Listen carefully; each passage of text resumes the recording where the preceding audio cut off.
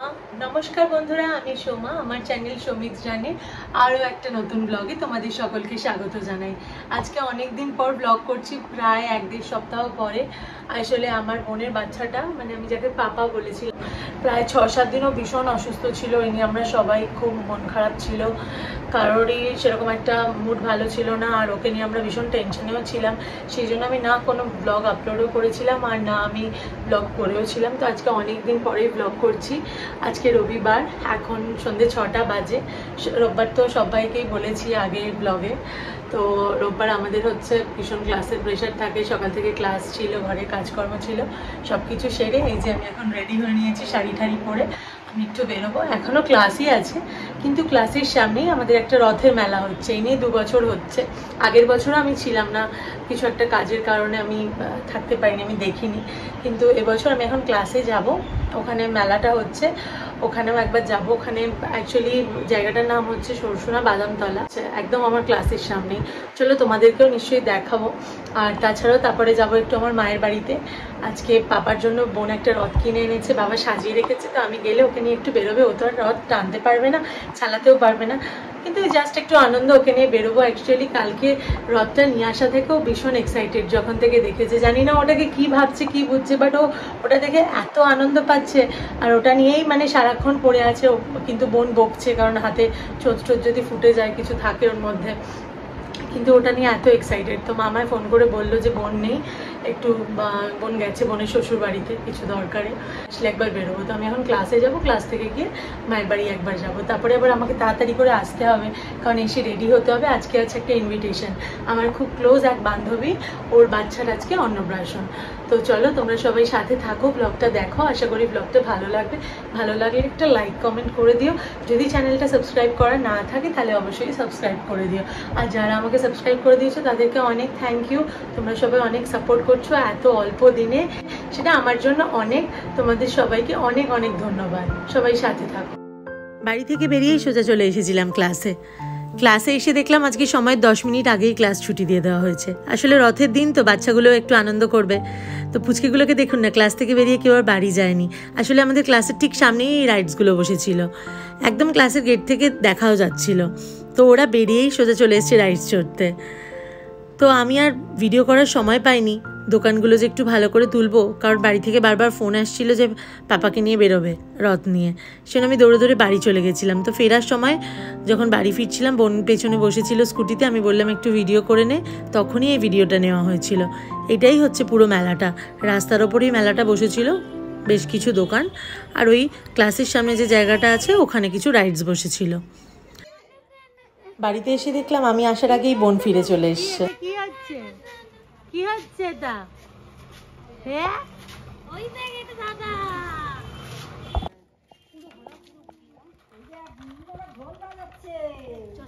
দাদাটা আবার ঢোল বাজাচ্ছে।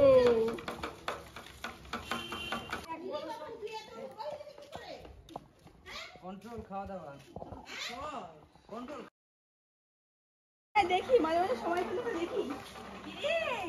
এই টিকিট কাটছেন, এই তো আসল রথ, এই যে কোথায় গেলে বড় রথ কিনে বসে। ও পাগলকে দেখে না তো, জানে না আমার কোলে উঠে বড় বাচ্চা সবাই। এই বসে না কোলে নিয়ে কোলে দে। উঠে যেতে মামা দেখ না, আগে যাচ্ছিল, এই এখন একটু ভয় পাচ্ছে। কি হয়েছে? কে এরা? ওরা কে? আগে বলো ওরা কে? ওরা কে? মা ওর ইয়ে জামার বোতামটা আটকে দাও। বল তাহলে এসব করলে হবে না। এই হ্যালো বলো, একটু হাই করো, হাই, একটু হাই ফাইভ করো, হাই ফাইভ বাবা, হাই ফাইভ। মা ড্রেনে যেমন বাদামতলায় ভিড়, লোকে লোক মেলা হচ্ছে, তেমন জিএফসিতে ভিড়।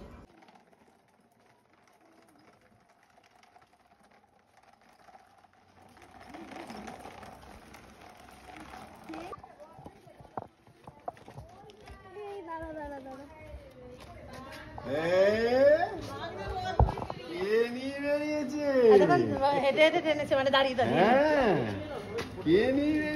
দেখিয়ে দাও ওদেরকে টেনে, দেখি আমাদের বাড়ির গলি থেকে বেরিয়েই দেখলাম অনেকজন দাঁড়িয়ে আছে।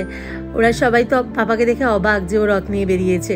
আসলে এত ছোট বাচ্চা রাস্তাতে কেউই সাধারণত রথ নিয়ে বেরোয়নি, আমরাও কাউকে দেখিনি, শুধু আমরাই ওকে নিয়ে বেরিয়েছিলাম। সেই জন্য যেই ওকে দেখছিল সেই একটুখানি ওকে চটকাচ্ছিল, রথটা টানছিল। আর রাস্তার মধ্যে বেরিয়ে দেখছি ওর মশাই এসে দাঁড়িয়ে আছে। ও ঠিক দেখতে পেয়েছে ওর মশাইকে, ওর মশাইয়ের কাছেই যাওয়ার জন্য বায়না করছিল। এগুলো দেখুন না, এটা সব আমাদের পাড়ার পুচকে। আর এই যে মেয়েটাকে দেখছেন, এ কিন্তু ভীষণ পাকা বুড়ি, কিন্তু ক্যামেরা দেখেও কিচ্ছু রেসপন্স করছে না। ওর মাকে কত বকছিল, কোনো কথাও বলছে না, কোনো হাসছেও না, কিন্তু এমনি সময় কত টট্টর করে কথা বলে। আর এই ছেলেটা এখন রথ ছেড়ে দিয়ে ওর মশাইকে দেখেছে, ওর মশাইয়ের কাছেই এখন যাবে।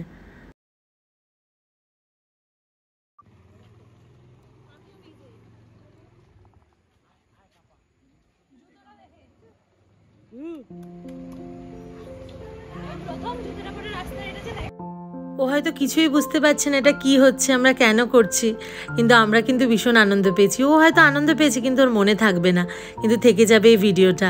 যখন ও হয়তো একটু বড় হবে এই ভিডিওটা দেখে ও বুঝতে পারবে।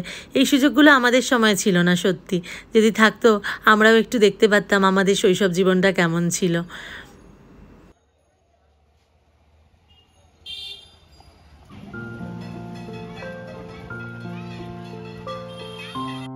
রাস্তাতে এত সুন্দর সুন্দর কিছু রথ বেরিয়েছিল যেগুলোই আমি ক্যামেরাবন্দি করার চেষ্টা করছিলাম। এত সুন্দর সুন্দর রং বেরঙের আলো দিয়ে সাজানো, ফুল দিয়ে সাজানো, মানে এইসব দেখে আমি সত্যি আমার ছোটবেলার কথা মনে পড়ে যাচ্ছিল। আর এইসব দিনগুলো সত্যি ছোটবেলার স্মৃতিচারণ করিয়ে দেয়।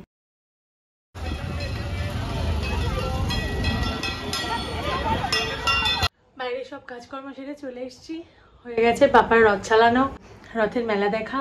আর আমাদের জিপসির ভেতরেও খুব সুন্দর মানে রথ বেরিয়েছে। তারপরে প্রচুর বাচ্চারা রথ নিয়ে বেরিয়েছে, কিন্তু আমি যেহেতু নিজে স্কুটি চালিয়ে যাচ্ছিলাম তো সেটা আজকে আমি আর ক্যাপচার করতে পারিনি।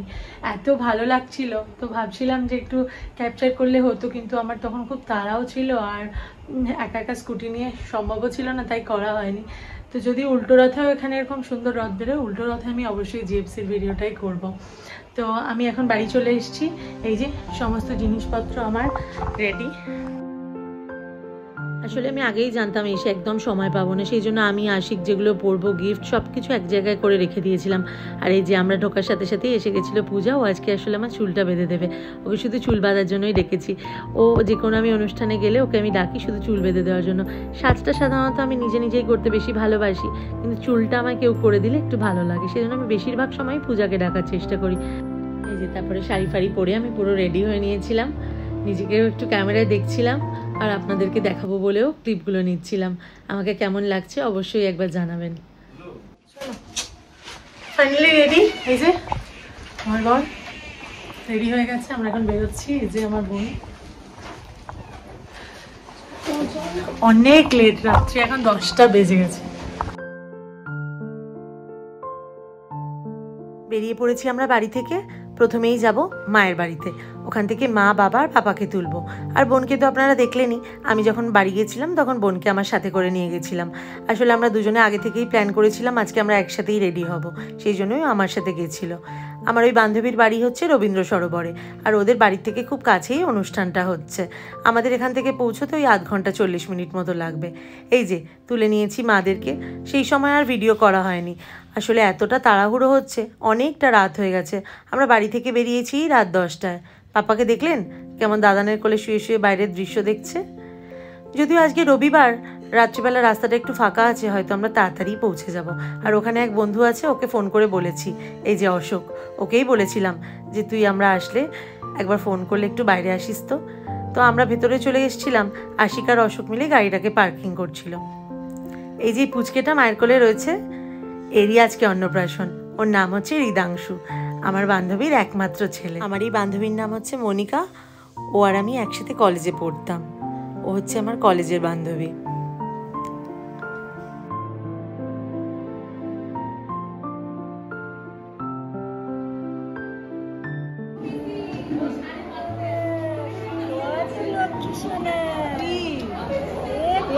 আর পেছনে আরেকজনের মুখটা দেখা,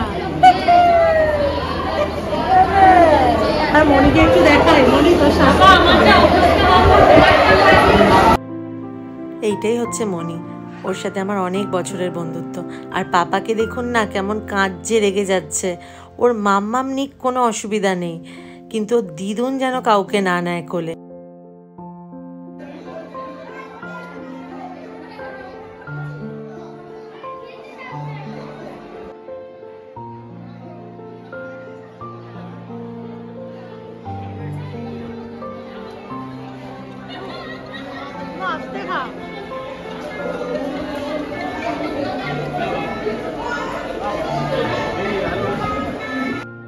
তারপরে আমরা একটু খাওয়া দাওয়া করে নিচ্ছিলাম, একটু পকোড়া, কফি। যদি অনেকটা রাত হয়ে গেছিলো, কিন্তু তাও একটু খিদেও পেয়ে গেছিলো, সেজন্য দাঁড়িয়ে একটু খেয়ে নিচ্ছিলাম। আশিকে বললাম আমাকে কিছু ফটো তুলে দাও। সাজাটা তো আজকে বেকার হয়ে গেল, এক তো হয়ে গেছে অত রাত্রির, তার মধ্যে এত গরম। আমার চুলটা আজকে এই প্রথমবার একদম স্টে করেনি জানেন। আমার ওখানে পৌঁছানোর আগেই আমার চুলের রিংগুলো খুলে গেছিলো আজকে, কেন জানি না। এটা হচ্ছে পুরো ডেকোরেশনটা, ব্যাকড্রপটাও ভীষণ সুন্দর করেছে ওরা, ভীষণ সুন্দর আয়োজন হয়েছিল। আমার তো ব্যাকড্রপটা ভীষণ ভালো লেগেছে। আমি, মনি আর বোন তিনজনে মিলে কিছু ফটো তুলছিলাম। তারপরে আমরা পুরো ফ্যামিলি ফটো অনেক তুলেছিলাম।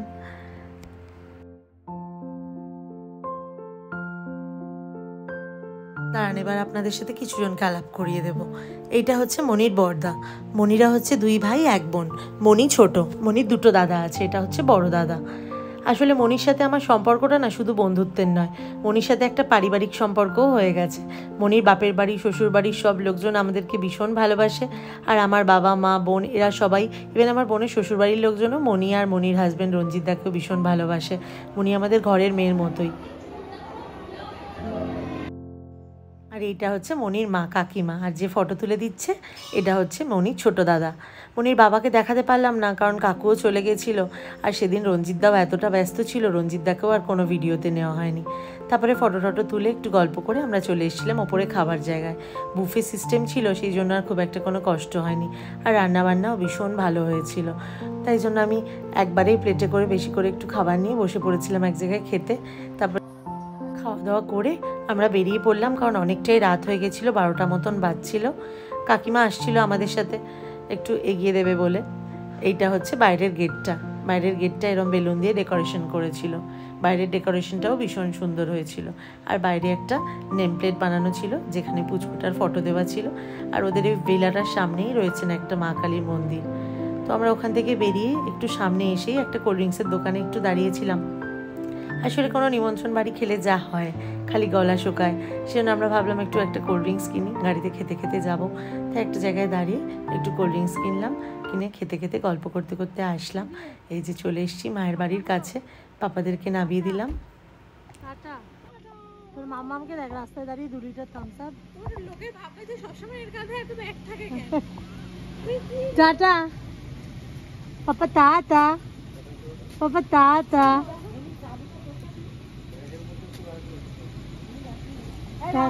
হ্যাঁ